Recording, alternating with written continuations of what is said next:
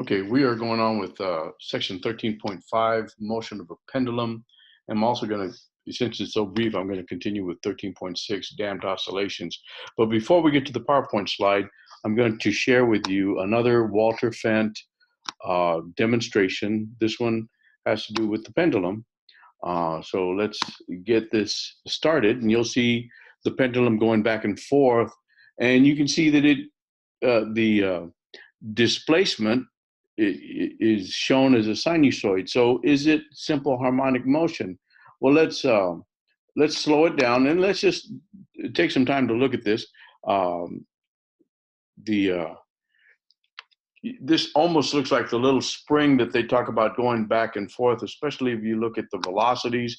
As the velocity reaches the end, it comes to zero and reverses. And usually when that happens, the accelerations are very large at the end points where it reverses. As it goes through the zero crossing, the acceleration is zero and it reverses direction. The force, of course, force equals mass times acceleration. So the force is always in the direction of the mass, and you can see as it switches back and forth uh, between green for force and acceleration for blue, they're in the same direction. And the energy also is constant. We go from but here when we were doing the oscillating spring pendulum going up and down, we would transfer between gravitational potential energy, kinetic energy, and then spring potential energy to pull it back up and just cycle back and forth. Here, the total energy is just the gravitational restoring force. In other words, as it gets a little mgh, that turns into gravitational potential energy that pulls it back down. So it just cycles back and forth. Okay, now that you have a little demonstration, I'll put the link for Walter Fent. If you want to play with this, I encourage you to play with this. It's not an assignment, but I encourage you to play with it. So let's stop this share and let's go to the PowerPoint. And so here we see the restoring force causing the pendulum to oscillate harmonically is the tangential component of the gravity force minus mg sine of theta. It's this little arrow down, the little arrow pointing down to the left of the tan-looking ball. So the force is mg sine theta. Mg being the gravitational force, this mg sine theta being the component of the gravitational force in that direction, the direction of motion. Now we can S, that little arc length S, is defined as L theta. And theta here is not in degrees, it's in radians. So S is equal to L theta. So if we substitute S equals to,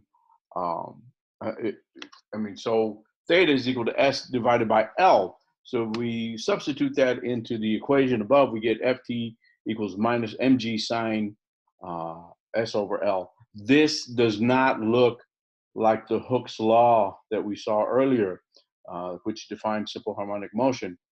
There, the force is equal to minus kx. There's a minus sign here, but nothing else looks like a k, and it doesn't look like an x. You have the sign of s. Now, if we keep the angles for the pendulum small, for small angles, sine theta is approximately equal to theta. So the sine of 10 degrees is equal to, theta of 10 degrees is equal to 0.175 radians. And the sine of 10 degrees is 0.174. So if we keep everything in radians, we can see that for small angles, the sine of the angle is the displacement. So for small values, it works. So that makes this the restoring force equals minus mg sine theta is approximately minus mg theta. which is um, closer to what we want. We're not quite there. Oops, we're not quite there yet. We can put the that restoring force, uh, that equation into the restoring force equation that we saw above, and we get F of t equals minus mg over L times S. So here the mg over L becomes our K, and the S is our X. So it looks like force equals minus Kx. Here it's force equals minus mg over L times S. So for small angles, it does look like Hooke's law. Now, if you recall, omega was 2 pi f. Oh, let's go back. Remember that mg over L. That's going to be our K. So remember that. So omega, previously we learned, is equal to 2 pi f is equal to the square root of K over m. So if we substitute that mg over L into the equation for K, we get mg over L divided by m, so we just end up with the square root of g over L. So the equation for the displacement x equals a cosine omega t becomes x equals a cosine the square root of g over L times t. And here the same, omega equals 2 pi f, and that's the angular frequency, and the period becomes 2 pi times the square root of L over g. Okay, now let's compare these. We looked at the Walter Fenton, we looked at some of the accelerations, and so we're comparing here. If you recall, as this sliding spring goes out and comes to a zero, that's when its acceleration is greatest. It's the same if you look at the little image on the side. That's when the ball is at max. That's when its acceleration is the highest. As it goes through the zero crossing, that's when the velocity is max. The same with the pendulum. As it goes to the other side, in whether it's the spring or the pendulum, the acceleration again is max in the opposite direction, and it reverses, goes through the zero crossing. Now the velocity is max in the other direction, and it just goes back and forth. And so it's very, very similar to the sliding pendulum. Okay, now it was Galileo Galilei that came up with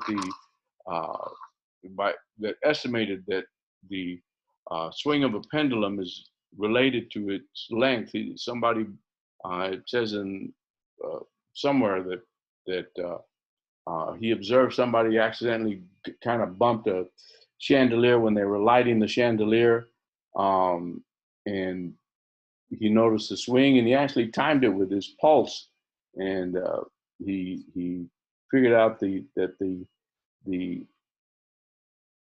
rate of swing, the oscillation, was related to its length.